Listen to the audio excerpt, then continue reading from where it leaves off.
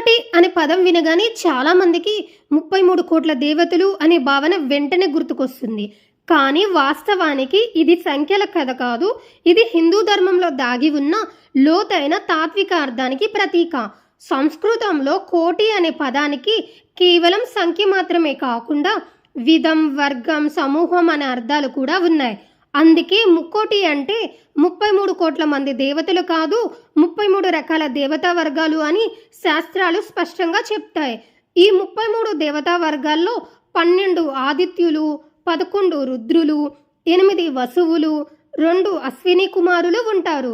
వీరంతా ప్రకృతి, జీవనం, ధర్మ పరిరక్షణలో వివిధ శక్తులుగా పనిచేసే దివ్య తత్వాలుగా భావించబడతారు.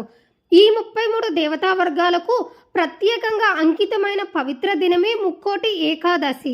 దీనినే వైకుంఠ ఏకాదశి అని కూడా పిలుస్తారు. పురాణ కథనాల ప్రకారం ఈ రోజున ఈ 33 రకాల దేవతలు శ్రీ మహావిష్ణువును దర్శించేందుకు వైకుంఠంలో సమీకృతమవుతారు.